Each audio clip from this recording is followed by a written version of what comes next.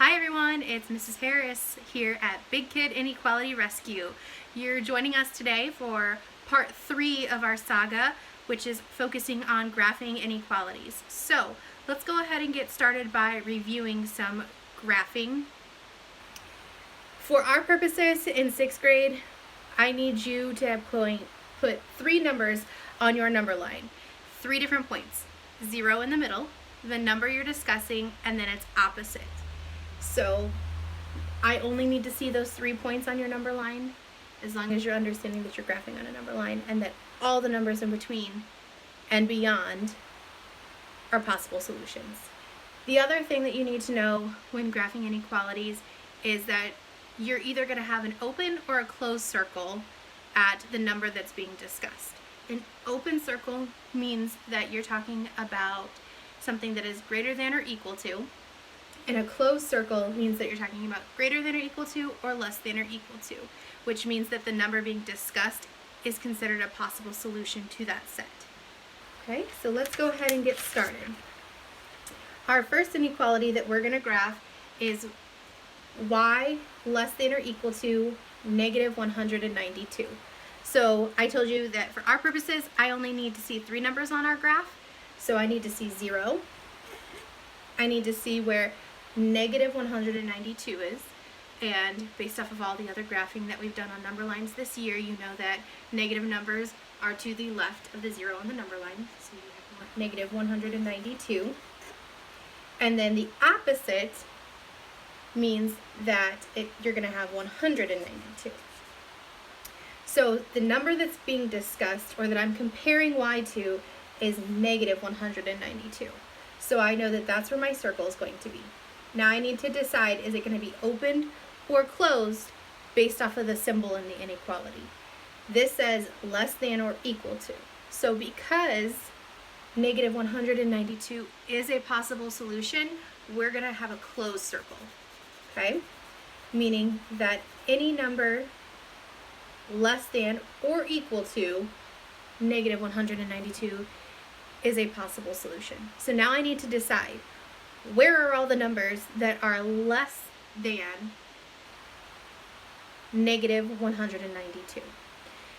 And we know that the further away from 0 you are on a number line on the negative side, the smaller the number is. So we want our arrow to face the left, because any number that is a negative 192 or to the left of it is a possible solution, or gives me a number that is less than or equal to negative 192. Okay. Here we have P is less than 12. So I have 0 in the middle. I have 12. And then the opposite of 12, so think about almost symmetry. If you were to take this number line and fold it in half, 12 would reflect to be negative 12. Think back to that paint activity on the number line when we talked about absolute value. Then I know that the number I'm talking about is 12, so that's where my circle is going to be. Now I need to decide, is it going to be open or closed? Because I'm talking about P being less than negative 12, 12 is not a possible solution, so this circle is going to stay open. Now I need to draw my arrow to include all the numbers that are less than 12, which means that that could be 11, it could be 0, it could be negative 2, it could be negative 1,491, okay? Any number less than 12. The next one we're going to discuss is S greater than negative 9. So I have my 0, negative 9, its opposite is 9. But the number that S is being compared to is negative 9. So that's where my circle is going to go. Because negative 9 is not a possible solution, the circle is going to remain open. Now I need to think about what values for S make this statement true. So that's why testing solutions is a skill that you need to have, because you need to sometimes go back and test and say, okay, if I put 0 in, is 0 greater than negative 9? Yes. How about negative 2? Is negative 2 greater than -9. And in one of the videos previously, we talked about, think about money. You would rather owe somebody $2 than owe them $9.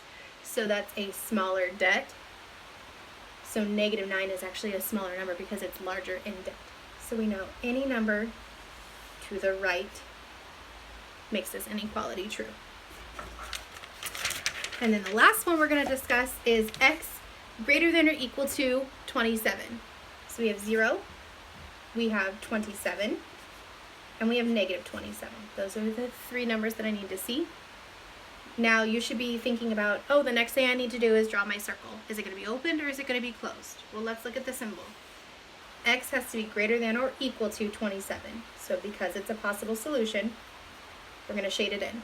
And then we need to think about, where are all the numbers that are greater than 27? They are to the right. Okay? So sometimes just slow it down and think through those steps. Think about, okay, what symbol is in this inequality? Am I going to have an open or closed circle? And then sometimes test solutions in order to figure out what makes that inequality true. And then your arrow should face those numbers. Okay? Thanks for joining me. One last thing though. Everyone loves a good who wore it best. So for today's, we're going to take a look here. Who wore it best? Cameron Allen or Joe Exotic? You place your vote. Go ahead and go to Google Classroom, the Just for Fun page, and cast your vote now. At the end of the week, I'll announce who wore it best.